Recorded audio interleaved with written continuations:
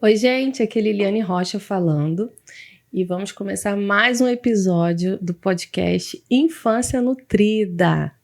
E hoje tem uma convidada muito especial, que é a Flávia Nascimento. Ela é fonoaudióloga, especialista em linguagem infantil. Bem-vinda, Flávia. Obrigada. Olha, muito obrigada por estar aqui e queremos saber tudo sobre a fala, sobre tudo. Queremos escrever melhor, né? E espero que esse episódio seja assim super educativo para a galera. Bora falar tudo, vamos conversar muito hoje. Você já tem muito tempo formada? Eu me formei em 2015 pela UFRJ, 9 anos de formada pela UFRJ. E logo de início já sabia que eu queria trabalhar com infância, né? Então, no 4º período, eu já comecei com estágio na pediatria e saí da faculdade já trabalhando em consultório com crianças. Nunca parei. Você tem um consultório, né? Tenho um consultório. Onde? Em Copacabana. Nossa, legal. E então, aí eu anotei algumas coisinhas aqui pra gente conversar, pra eu não esquecer. Uhum. Mas vamos começar com uma pergunta, assim, polêmica. Criança tem preguiça de falar? Polêmica. Não tem. Criança não tem preguiça de se desenvolver. Isso é um mito. E a gente escuta muito porque a criança pode apresentar algum atraso, né? E aí os pais trazem essa fala pra gente. Ah, não, eu acho que ele não fala por preguiça. Não é preguiça. Existe alguma coisa que tá acontecendo ali no desenvolvimento dessa criança que tá fazendo ela não falar. E aí pode ser uma questão ambiental mesmo, de falta de estímulo. Tela, hoje em dia, é um fator que atrasa muito o desenvolvimento de fala. Mas existem outras questões aí que podem ser maiores, como um transtorno de linguagem, um transtorno específico de linguagem, autismo também, um dos sinais pode ser o atraso de fala. Então, alguma coisa está acontecendo nesse desenvolvimento. Menos preguiça. Preguiça não. Até porque criança, como você falou, quer desbravar, né? Quer conhecer, quer desafiar, né? As coisas, então... E qual é a idade que a gente deve se preocupar, que a criança já não está falando, né? Já não está formulando as frases, né? Que é considerado um atraso, né? Sim, se passou dessa idade, isso. Já é um atraso. Com 1 ano, a gente espera as primeiras palavrinhas ali. E aí, é até importante falar sobre isso, porque a gente fala 1 ano, e aí os pais ficam esperando dar 1 ano certinho. Mas o desenvolvimento, ele não é tão matemático assim, né? Então, com 11 meses, 1 ano, 1 ano e meio, as primeiras palavras têm que surgir.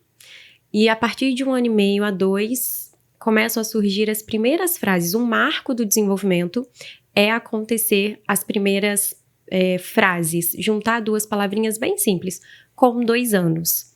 Uma criança com desenvolvimento típico, antes de 2 anos, já começa a estar formando ali as primeiras frases. Com 1 ano, as primeiras palavrinhas. Certo. Se não aconteceu aí, atraso. Já é um atraso. E aí, o que a gente tem que fazer? Procurar um fonoaudiólogo. A ideia mesmo, o ideal, né, é procurar um fonoaudiólogo para uma avaliação para entender o que está acontecendo. Já que não é preguiça, o que pode ser? É falta de estímulo. E aí, às vezes, os pais chegam no consultório, geralmente a mãe, muito angustiada, achando que a família inteira tá falando para ela que ela tá procurando pelo em ovo. E aí é o momento que a gente dá a orientação para a mãe, e às vezes é só uma avaliação mesmo, sabe? Passou pela avaliação, fala, mãe, estimula desse jeito, tá faltando aí uma interação mais ativa com a criança. E a criança deslancha. Precisa de um peteleco? Essa é a sensação. Ou não, às vezes a criança tem que entrar em terapia mesmo e ter uma intervenção mais específica mesmo pro atraso, né? E quais são os distúrbios, né, da fala? O que pode estar acontecendo aí nesse caso?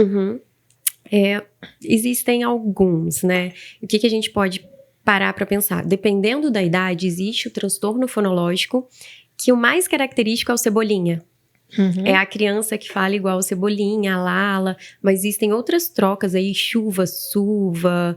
A criança passa por esse processo de trocas na fala, mas ele tem que se desenvolver. Tem que passar por isso. Tem crianças que permanecem com essas trocas, igual o Cebolinha. E aí a gente fala que é um transtorno fonológico. Mas existem outras questões aí que podem não ser específicas de fala somente. E aí a gente para pensar no transtorno de linguagem, transtorno específico de linguagem aí, que é bem comum, tá? A gente chama de TDL, transtorno de desenvolvimento de linguagem. Ele é mais comum até do que autismo. Sim. Só que a gente não tem tanto conhecimento sobre. Não é tão falado e difundido, né? E é uma criança que ela tem, além de questões na fala, atraso na fala, ela também tem questões de linguagem. E aí, o que é a linguagem? É tudo isso que abarca a nossa comunicação, né? Que abrange a nossa comunicação. Eu quero falar, então tem a questão da fala, dos fonemas, mas eu quero falar para alguém qual é o conteúdo, qual é o vocabulário, qual é a formação de frase que eu quero passar para essa pessoa, qual é o conteúdo total. E essas crianças, elas têm essa dificuldade em organizar um discurso coerente, passar isso pra gente. Muitas vezes elas têm dificuldade de compreender o que a gente está falando, e aí por vezes elas não respondem da forma adequada à nossa fala, e os pais chegam até com a dúvida se essa criança ouve direito, porque tem a questão da surdez também, fala errado e não responde adequadamente, será que ela escuta bem? E às vezes é uma questão de linguagem mesmo, que a gente tem que ter a intervenção específica ali do fonoaudiólogo para estar tratando esse transtorno. Já o transtorno de linguagem, ele vem secundário a um distúrbio, a uma outra questão de base. Então, por exemplo, uma criança, ela está dentro do espectro do autismo e ela tem um transtorno de linguagem, que é secundário ao autismo. Sim. E aí a gente dá esse nome, né, de transtorno de linguagem. Quando é muito específico e ele é apenas de linguagem e não tem nada que abarca ele secundariamente, a gente fala que é um transtorno de desenvolvimento de linguagem.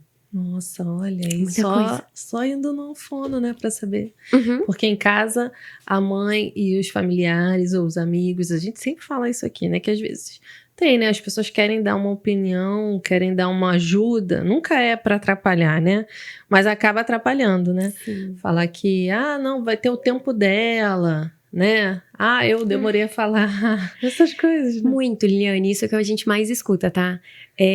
Porque o pai dele falou só com 4 anos, então é normal ele demorar. Não, não é. E aí a gente tem que parar para pensar que, falou com 4 anos, quanto essa criança tá perdendo de comunicação durante 4 anos da vida dela, que é o momento ali do boom da linguagem, o cérebro é uma esponjinha, tá sugando tudo, e essa criança ainda não fala. A gente tem outras possibilidades aí que a gente pode auxiliar essa criança a se comunicar.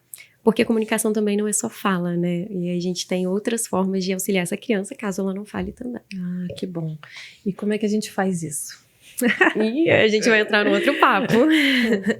Comunicação alternativa. Sim. A gente pode auxiliar essas crianças que têm alguma dificuldade na fala com a comunicação alternativa, que nada mais é do que a gente dar uma outra alternativa que não seja a fala para que essa criança se comunique. Por isso que eu falo que comunicação vai muito além de fala. Eu não preciso falar para me comunicar. Eu posso te olhar aqui agora e tá te passando alguma mensagem, sem falar um A. E a comunicação alternativa não é só também imagens, né? Os gestos, a expressão facial, o tom da voz, ela passa isso. E a gente pode auxiliar essas crianças a aprenderem a se comunicar de uma outra forma. E aí existem a baixa tecnologia, que são as pranchas de comunicação alternativa, os flipbooks. Existe a alta tecnologia, que é pelo iPad, os tablets, e a gente consegue dar muitas funções comunicativas para essas crianças conseguirem alcançar aí autonomia e desenvolvimento de comunicação. Legal. Eu já trabalhei terapia alimentar com autismo, né? E a gente usava muito os cards, né? Uhum. E aí ali tem pegar, né? Tem tudo ali. A gente vai mostrando, ele mesmo pega, aí coloca num painelzinho, cola ali. É sobre isso. Então, é um recurso que não é tão tecnológico, né? Como você falou, talvez um primário, né? Uhum. É a baixa tecnologia mesmo. E a gente tem de várias formas. Mas que funciona, né? Sim. Funciona. Tem que ter o uso efetivo mesmo, né, para eles entenderem, porque são muitos pictogramas. Por exemplo, o quero é um uma imagem como se fosse... É muito abstrato, né? Para o pessoal tentar entender melhor, o pictograma do banheiro, que tem o símbolo do masculino e feminino. Isso é um pictograma. O pictograma do quero, do ajuda, vai ser uma outra imagem que, de certa forma, é abstrato, e para que aquela criança entenda, é uma criança que não sabe ler, pode ser uma criança de 2, 3 anos. A gente tem que fazer o uso funcional dessas imagens para ele começar a associar. Sempre que eu uso quero aqui, significa que eu estou pedindo alguma coisa. E aí vai dando contexto comunicativo, né, para ela entender a função de cada imagem ali e se apropriar daquilo. Isso aí. E as famílias também entram muito nisso também, né? Porque a gente usa no consultório, mas indica para eles usarem no dia a dia, né? Para ter mais proximidade, né? Daquele material. Sim. A família é primordial. Se eles não usam, a gente não consegue fazer nada, porque só o tempinho do consultório é muito pouco, né? Então eu preciso tanto... a gente chama até de treinamento de parceiros de comunicação.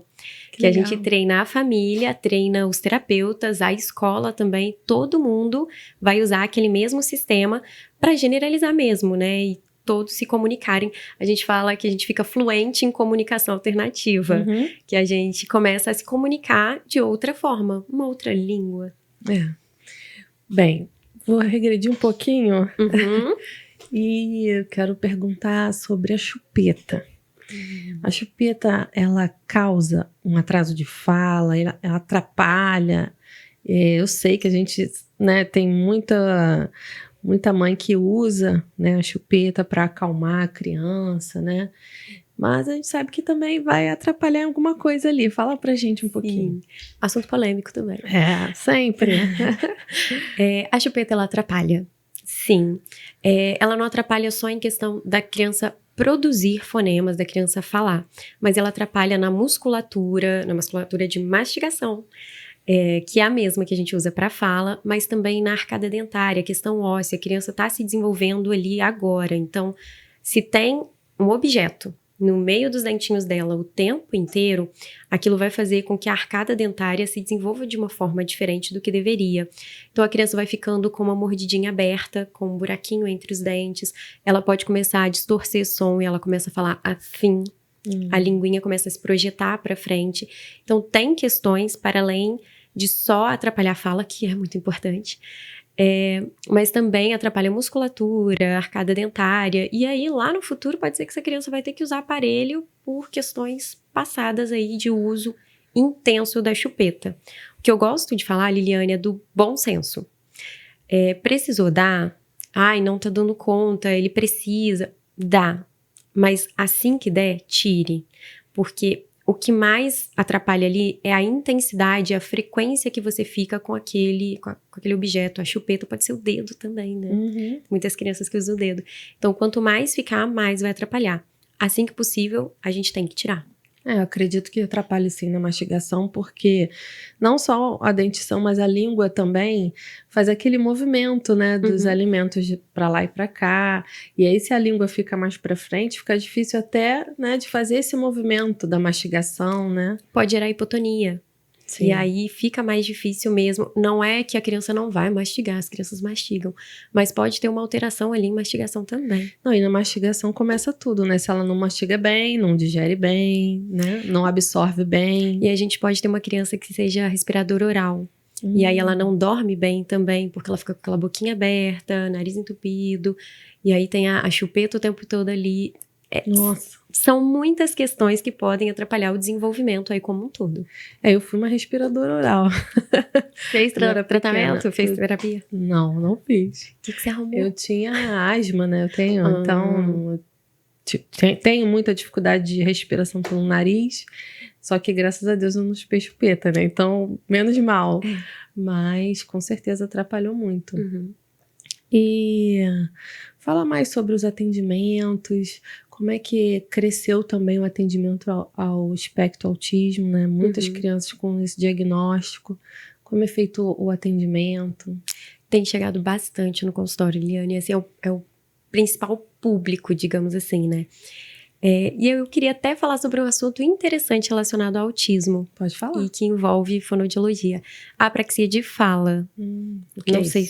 Defina. Isso, eu queria saber se você já tinha ouvido falar. Não. É muito comum, tá? As crianças dentro do espectro que não falam e entram em terapia e a fala não desenvolve.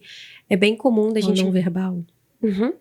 É bem comum a gente encontrar o diagnóstico de apraxia de fala na infância. O que é isso?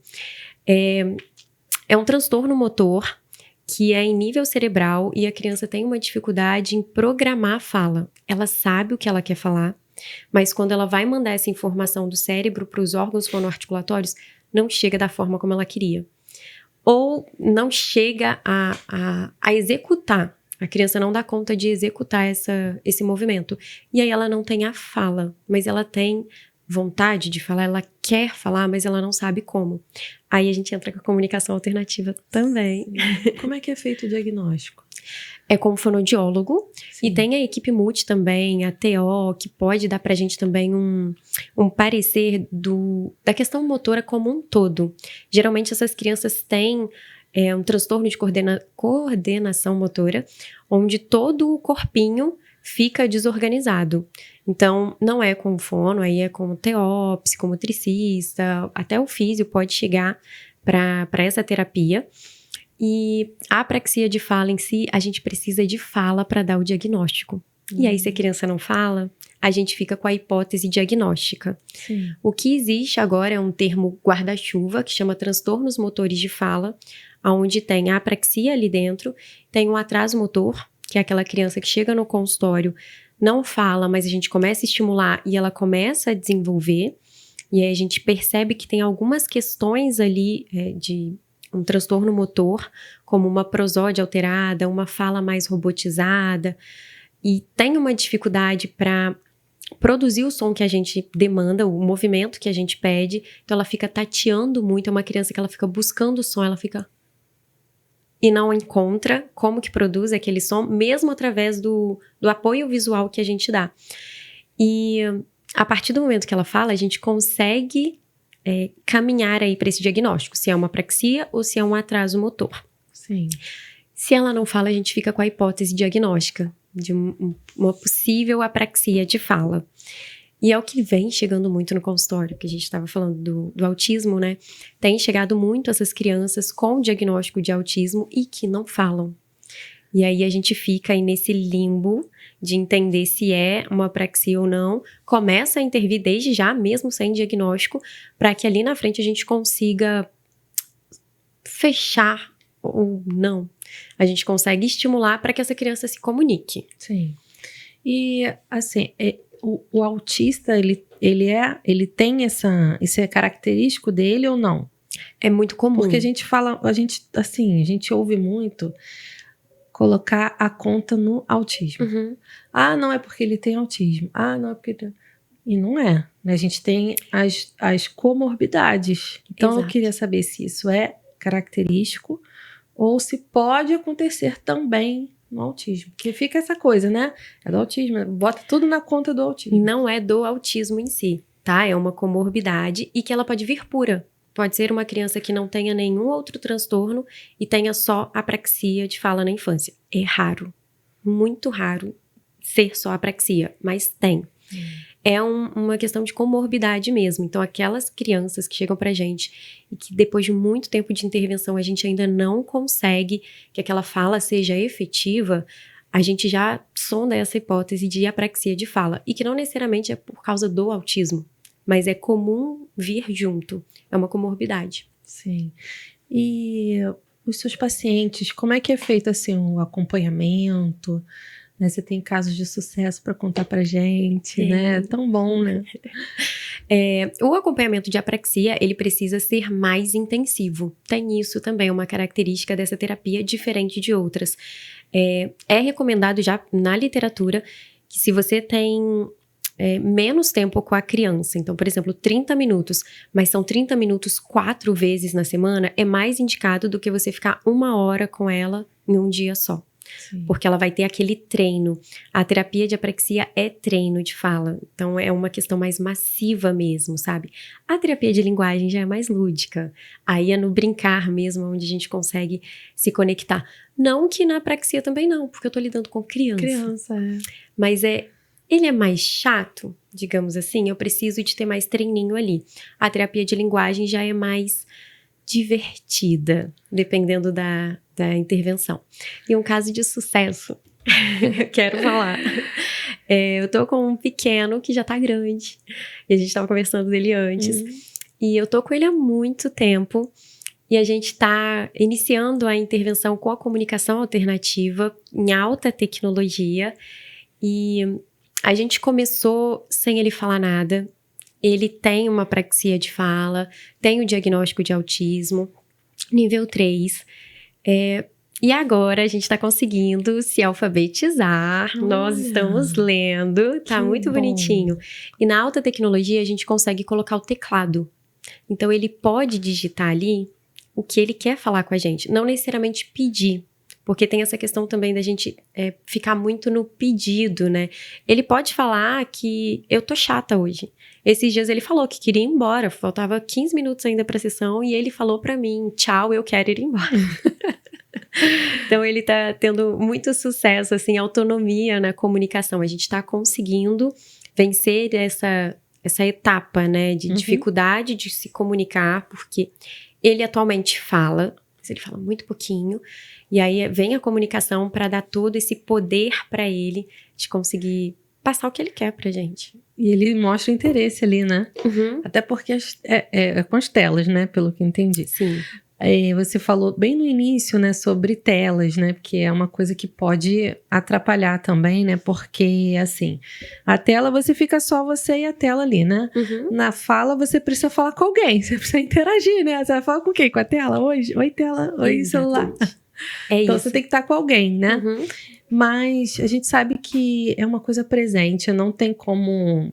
A gente tem como adiar, né, o uso, mas a criança vai crescer, vai ter acesso àquilo ali, porque todas elas têm na escola, né, na creche, enfim.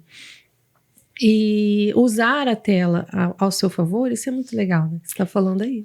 É de um jeito diferente, né? Isso que você falou no início, sobre a tela ter esse estímulo aí unidirecional, né? Isso. A gente não aconselha esse uso porque a criança só está recebendo o estímulo e ela não devolve nada, não tem uma troca dialógica.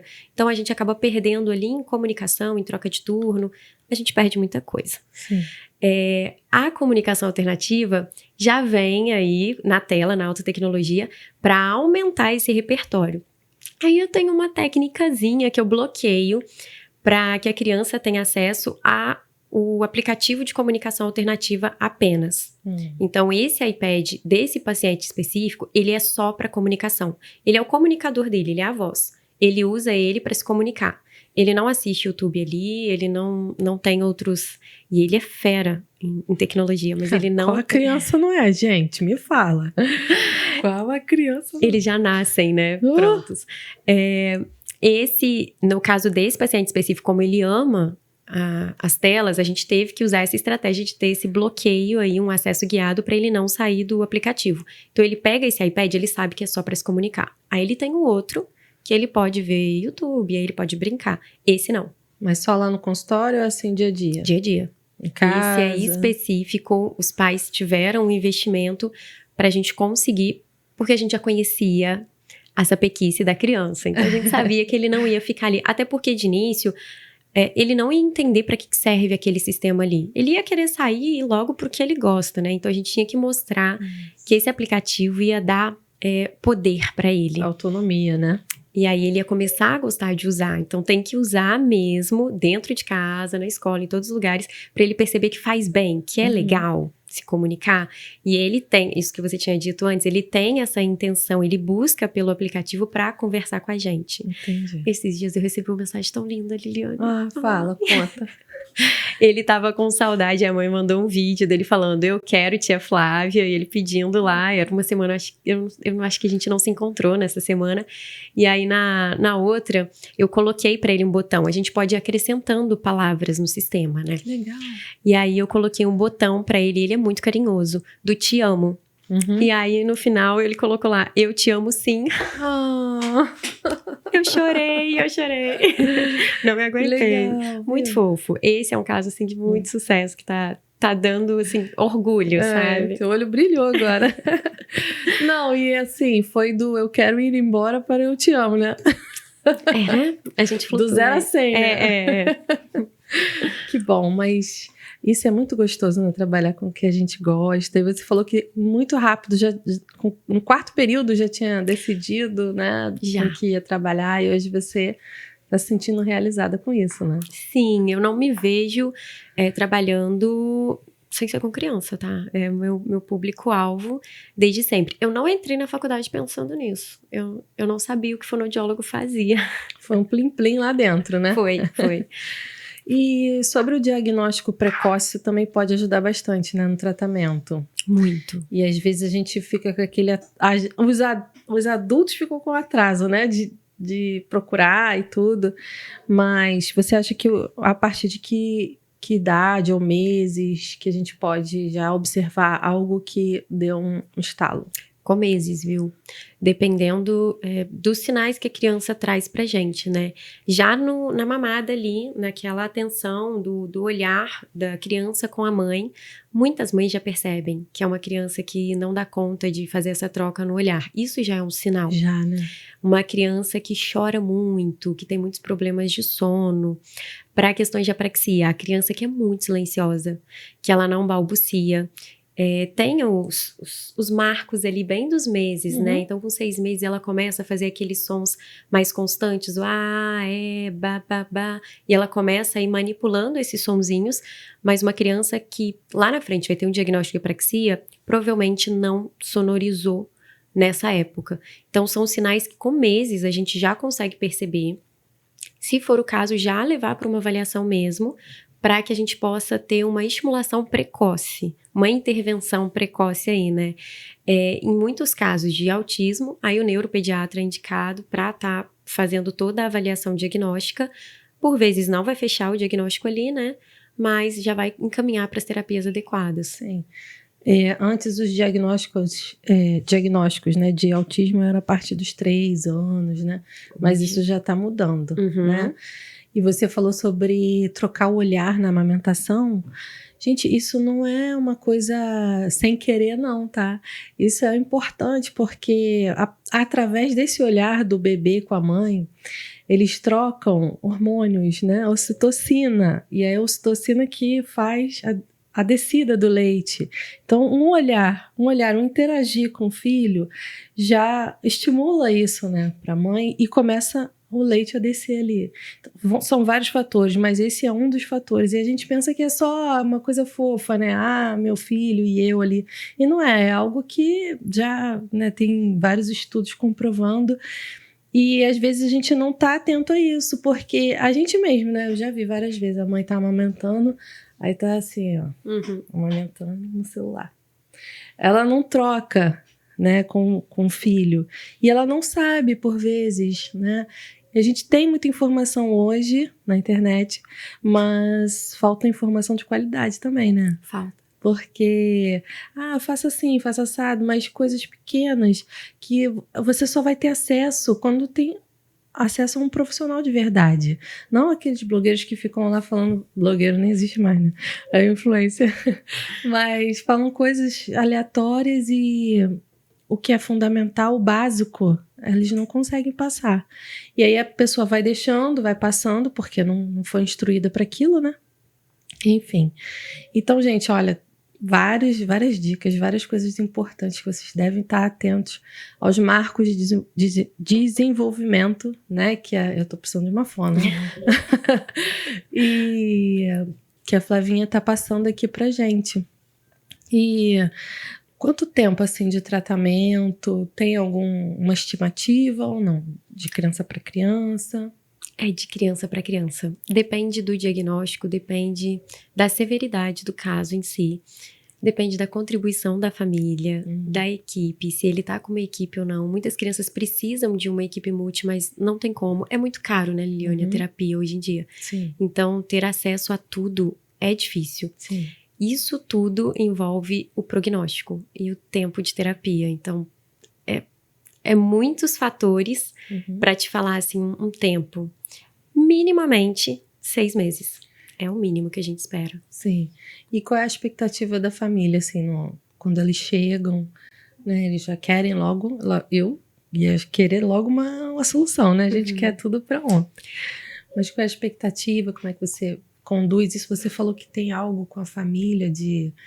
Treino de parceiro. Isso! Fala aí, gostei desse negócio. É legal. Então, a expectativa é sempre que a gente já deu o nome para aquilo. Como é que é o nome? Treino de parceiros de comunicação. Tá. Mas quando os pais chegam, eles querem que a gente dê o nome pro que o filho tem, né? Isso. E muitas vezes a gente realmente não pode dar nada. A gente precisa de um tempo de intervenção para que a gente consiga limpar o caso. Vamos intervir para ver como essa criança evolui. A partir daí, a gente fecha um diagnóstico. E aí é esse período de 6 meses que eu te falei, minimamente 6 meses, para entender o que está acontecendo. Podia ser uma falta de estímulo. E aí, nesses 6 meses, a criança deu um boom, pronto, foi embora. Precisa de mais um tempinho ali, vai embora. Ou não, é um transtorno, é uma apraxia. Então, a gente precisa de um tempo de intervenção para entender o diagnóstico e a família é sempre parceira. Esse treino de parceiro de comunicação que eu te falei é relacionado à comunicação alternativa. Mas isso não significa que a gente não treina os pais, né? Eles podem entrar no... até preferível, nem sei se existe essa palavra, mas é ideal que os pais entrem também na sessão, entendam como funciona. Tem muitos pais no consultório que eles não conseguem ir. E aí quem vai são as babás. Eu passo para babá o que aconteceu, e aí depois de toda a sessão, tá eu lá no WhatsApp, mandando um áudio para os pais. Eles precisam receber uma devolutiva em toda a sessão, entender o que tá acontecendo e a tarefa para casa. Tem que ter a tarefa para casa, eles têm que saber o que aconteceu, para generalizar essas habilidades que a gente está ensinando. Sim. O treino de parceiros de comunicação, ele vai um pouquinho além, pelo menos o meu. Ele vai com material, a gente separa um dia para que eu vá na escola, por exemplo. Então, eu levo o sistema da criança, eu levo material para eles, teórico, explicando. Tem muitos mitos em relação à comunicação alternativa, que atrasa a fala, que vai dar muito trabalho. Sim. Então, tem várias coisas que a gente quebra aí nesse treino de parceiros de comunicação, mas também ensinar como usar o sistema. Porque quando a gente entrega o sistema para a criança, a primeira ideia é, não, ela vai ver isso aqui, ela vai saber usar. Ela não vai saber usar. O sistema sozinho não faz nada. E as pessoas também que estão em volta têm que aprender. Saber. E mexer no sistema também. Como é que eu coloco um botão aqui interessante que eu gostaria que a criança... De conversar com a criança, que ela pode me falar, ela gosta muito disso, como que eu faço? A gente ensina isso no treino também, como mexer no sistema. Se é de baixa tecnologia, como que a gente pode criar o de baixa tecnologia. E como que a gente faz toda essa comunicação com a criança através das pranchas, dos sistemas, né?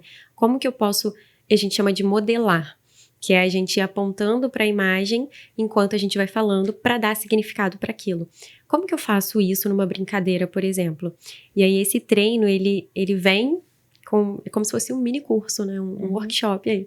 Para quem tá junto com a criança, aprenda tudo sobre a comunicação daquela criança em específico. É muito personalizado, né? Muito legal, gente. Amei.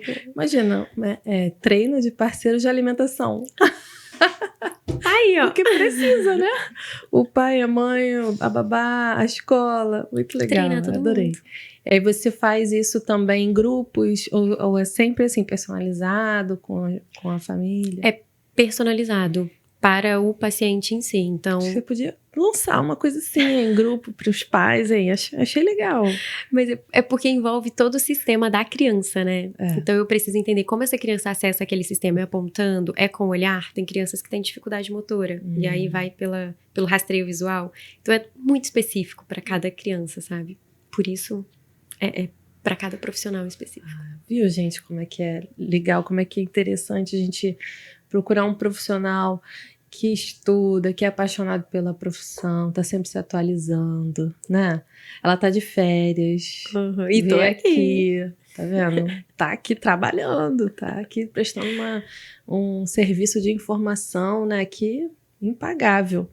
Então, assim, vamos procurar o profissional adequado, vamos entender que a criança tem as necessidades dela, né? E entender esses marcos, né? Cada período da vida, quem vai falar é o fono, é o pediatra, é a nutri, né? É o TO, é o físio. A gente precisa dessa informação. Queria muito te agradecer, se você quiser deixar um recadinho para todo mundo, fica à vontade, né, para os pais principalmente, né, para estar atentos, e dizer que você é muito bem-vindo aqui, precisamos falar outras vezes, né, porque criança sempre tem assunto, sempre vai ter, né, o que ajudar, né, no desenvolvimento deles. Eu quero agradecer.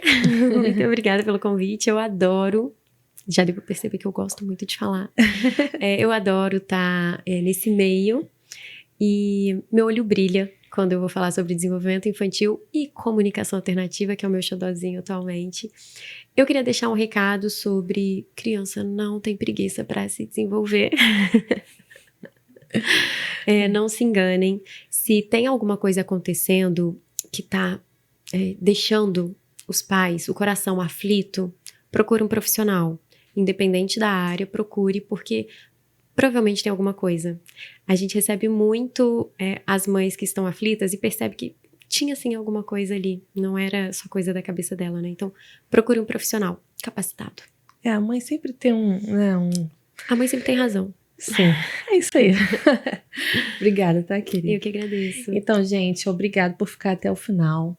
Eu achei esse episódio fantástico. Não esquece de curtir, de compartilhar com as pessoas, que é uma informação tão importante. De se inscrever no canal, porque a gente ainda tem muita coisa boa ainda por vir. Se quiserem deixar sugestões de assuntos também, de profissionais para virem aqui, podem deixar aí nos comentários, tá bom? Então, até o nosso próximo episódio e um beijo da Nutri.